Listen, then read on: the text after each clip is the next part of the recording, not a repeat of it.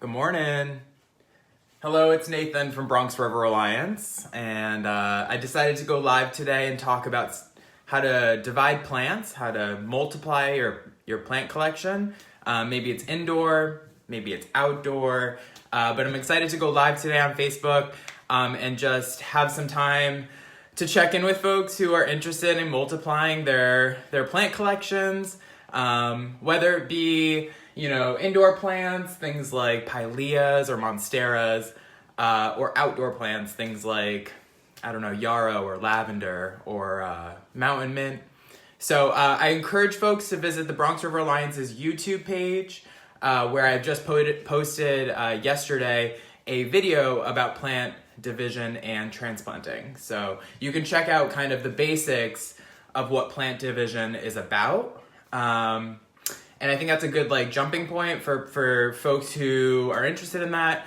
Other than that, I'm here to kind of talk about how to do indoor plant division. I've done a lot. I'm excited to kind of share with you my experiences, but also kind of hear about yours, kind of figure out what issues are out there.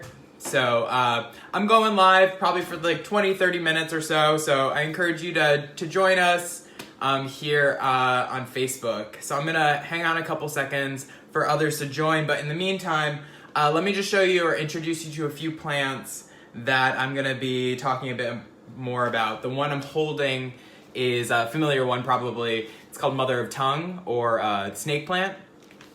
Pretty cool. It's a really easy one to divide, so we'll talk about that today. I'm gonna talk about succulents. So I've got some little succulents that I've started.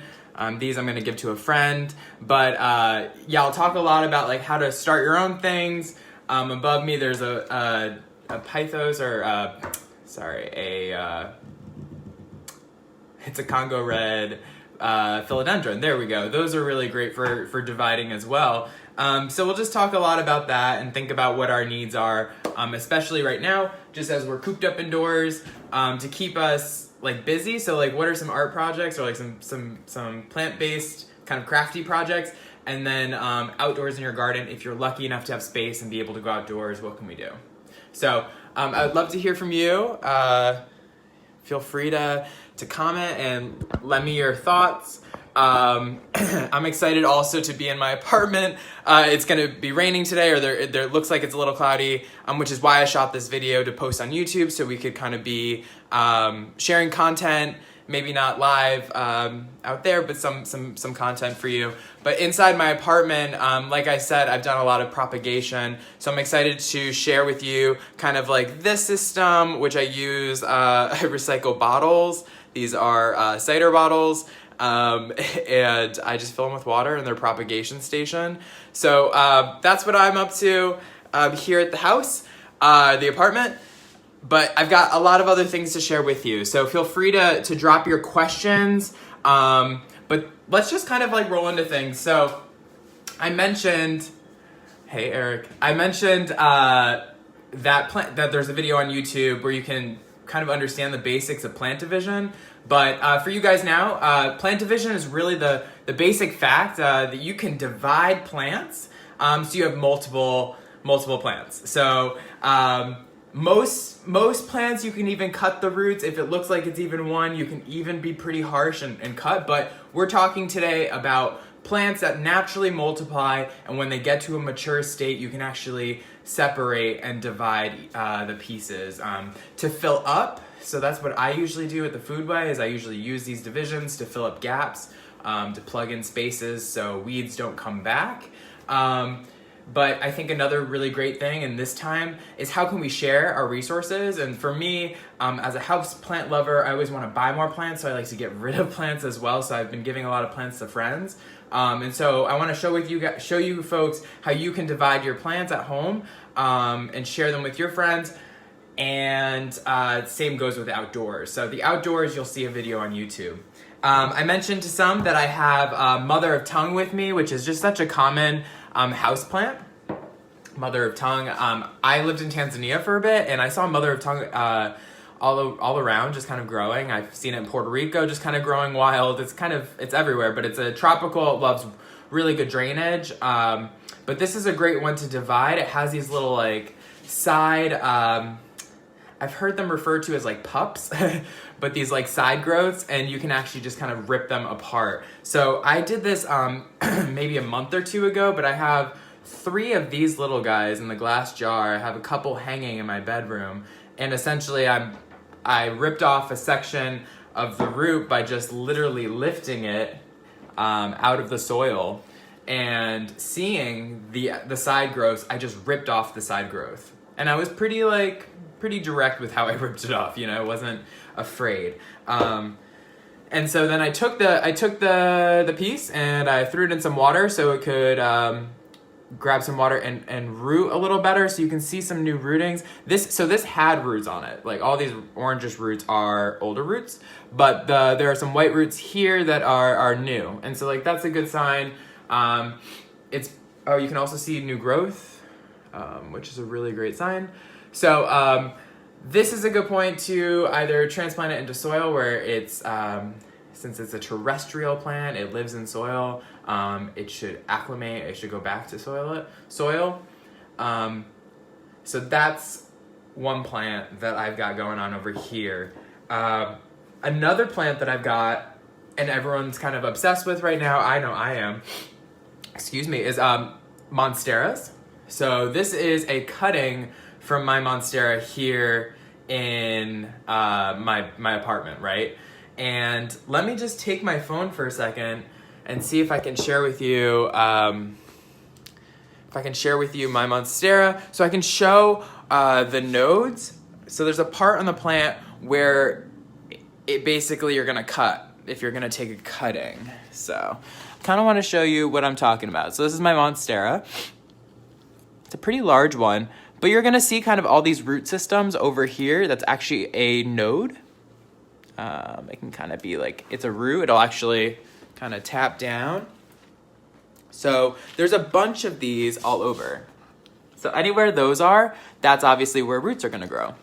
So if I'm gonna take a cutting, so what if I wanna give a plant cutting to a friend? So I would cut just below that root. So where my thumb is, right here, you could cut, and you could easily take this piece of the monstera, these 3 leaves or so, and then bring them over to the glass cup, and there you go. You're ready to let it sit for a bit, grow more roots, and then you can either pot it up for yourself, pot it up for someone else, or you could even just take it right out of the glass jar like I need to, and bring it to your friend's place. So I'm gonna try to actually have a Coffee Bustelo jug that I need to throw away or something. So I'm just gonna pot up a couple cuttings for my friend and give them to him. But look at that. That was probably about a month of growth, let's say, a month of growth. So that's what propagation is. So propagation is really the concept of just like setting it in water. Water propagation at least, is really just setting it in water and letting it root. Some things root better than others.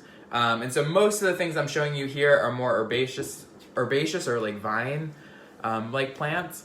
They're soft tissue. They're not the hard woody stem things like trees. Like if you were to think about like a branch, you often won't get roots if you just stick a branch in water.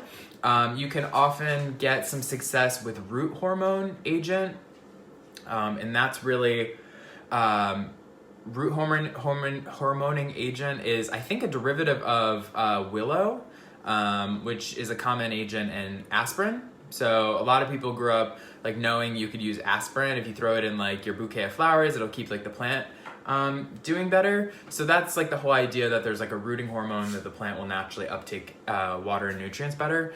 So you can use either straight up a willow branch. You can use a mortar and pestle and break it up, just throw it in a glass. You could use the branch, just throw the branch in. Try a couple different things, but that's a way to encourage root growth.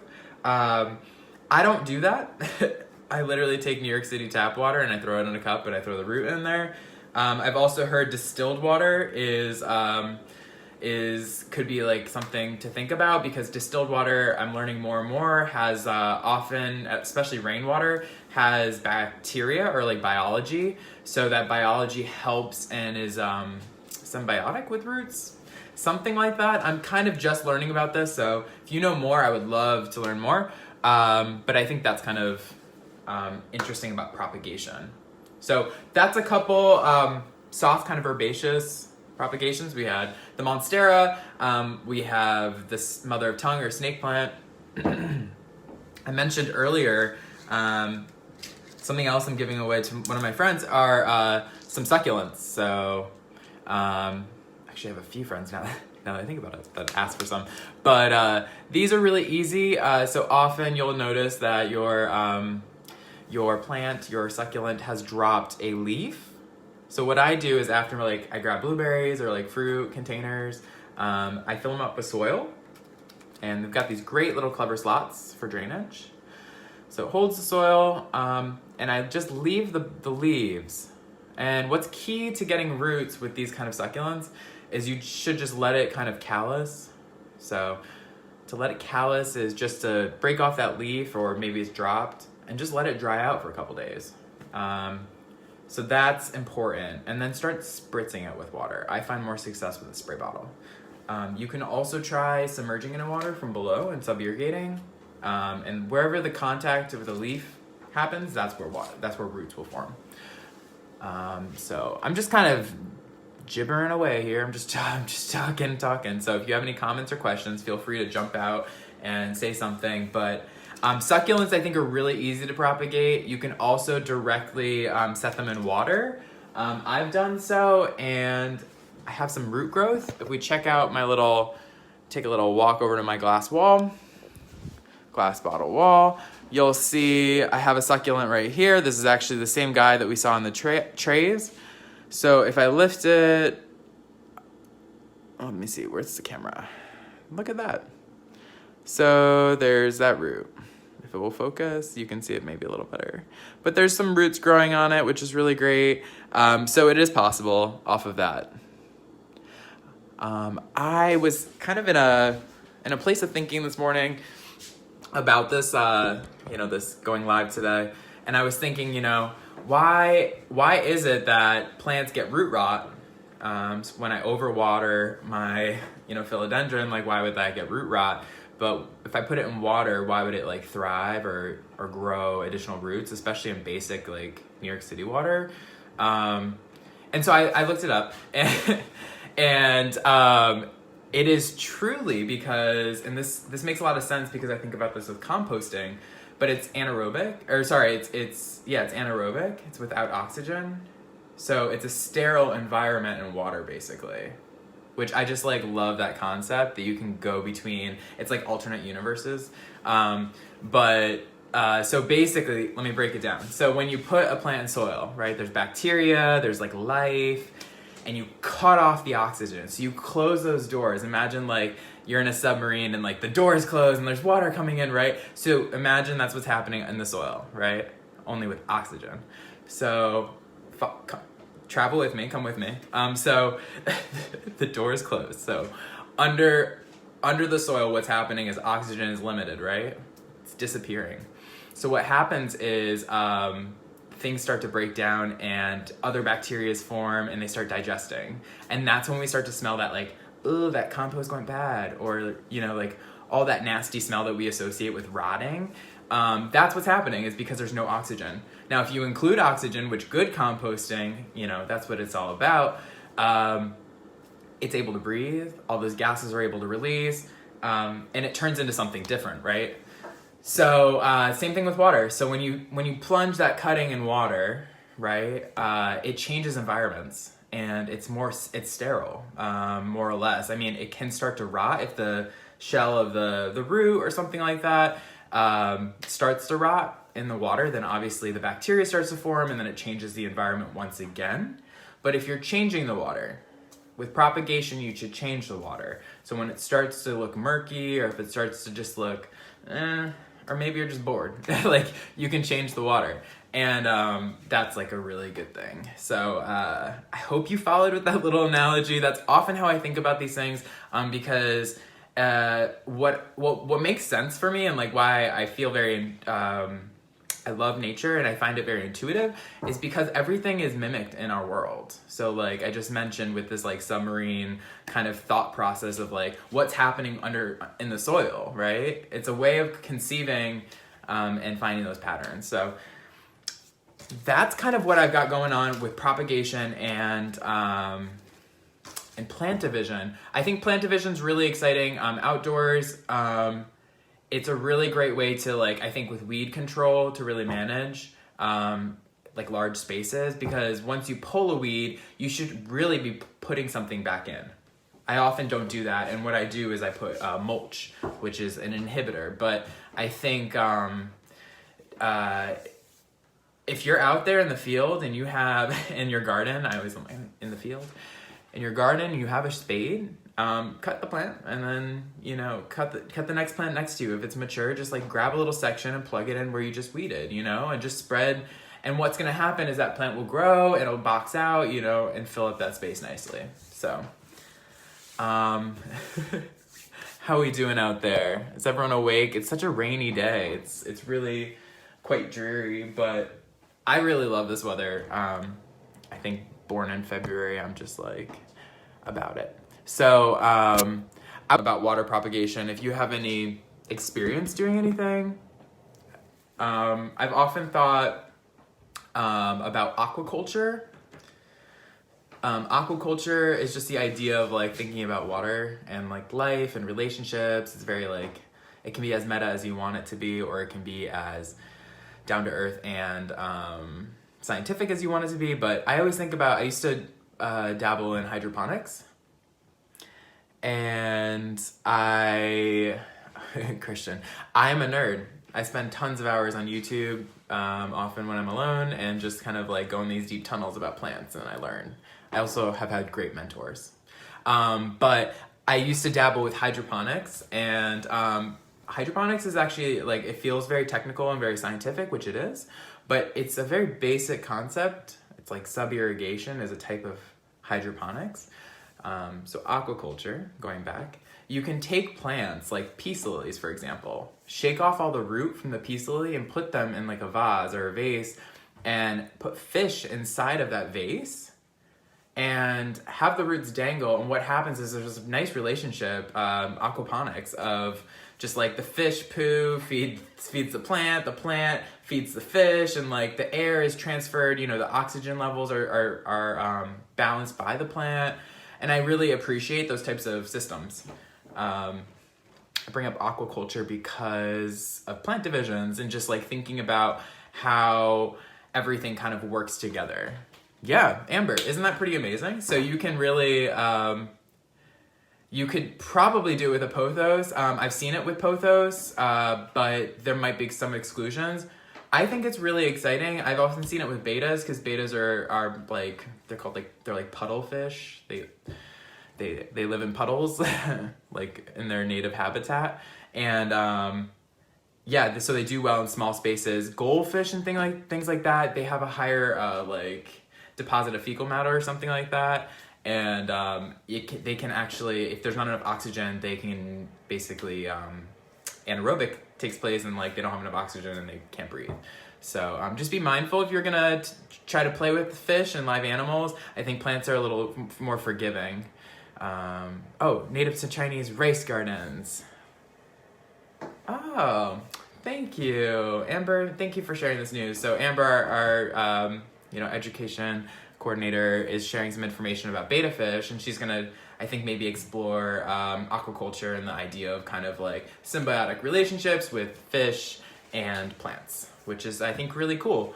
And I often wonder with the Bronx River, the foodway is positioned at Concrete Plant Park, and I often just think about, within our work of stewarding the river and thinking about conservation of the river, I often wonder, like, could we build artificial islands that's like an aquaculture kind of system?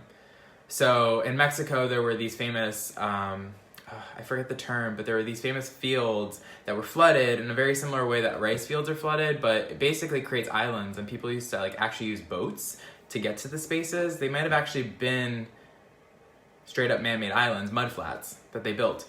I think it was in Mexico City. And just really amazing thought process of sub-irrigation. That's where I first learned about it. But I often wonder with the Bronx River, not to build mud flats, but to think about just in general of like floating reefs using plastic bottles. I know Baltimore has had some experience doing this. I remember being in their harbor and seeing, in the bay rather, seeing some of that on exhibit and some pilot projects. But it was a way of like cleaning up water, and they were using, I think, native plants specifically, and also had mussels and oysters living underneath, and ducks were living on top. It was like this really cool symbiotic relationship. Yes, thank you, Gabe. Chinampas are the name of the floating gardens of the Aztecs. Yes, like brilliant ancient civilizations. And I love it. And what I really love is work smarter, not harder. And I always try to think about like what is the shortest route, and also we're not the first to think of a lot of these ideas. So how do we go back and like learn those ideas to not just recreate the wheel, but just make things better. So that's my long tangent of thoughts. This is how my head works about plant division and propagation. I'm really fascinated by these things. I think it's a form of resilience, and I think it's a form of growing food, and smaller, denser, less light, like more extremes. And I think we're only moving in that way, right? We're only moving in the direction of extremes. Extreme, I'm living in my apartment and I'm growing food, and it's normal. And so I think, I want you all to explore, and I want you all to share. And if I can be of help or use, please reach out. You can contact me directly by emailing me at foodway@bronxriver.org.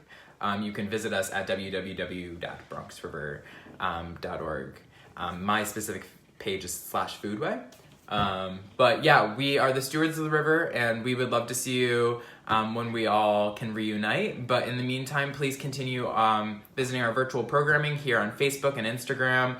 And we're pretty active on the Twitter and YouTube. So definitely find us. We're out there, and thank you to all of our essential employees. I am included in that batch. However, I often am home. So I really want to thank my colleagues who are out in the field all the time, really risking their lives. And just keeping our parks open and safe.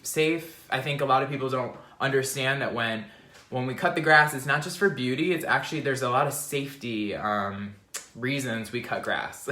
A lot of the things are sight lines. A lot of the reasons are things are hidden in grass that become dangerous. So if we leave grass long, if we leave weeds going, they become dangerous places. And while we are indoors, we want to make sure that those that are outdoors can traverse safely. So thank you to all our frontline employees, for all our food, for everything, everyone that's out there doing good work. And I hope to see you all soon. Pam, it's great to see you joining us here. I'm done for now, unless folks have more questions. I encourage you to stay tuned this week. And be well, everyone. Take care of each other. Stay safe, and just be kind. All right, bye.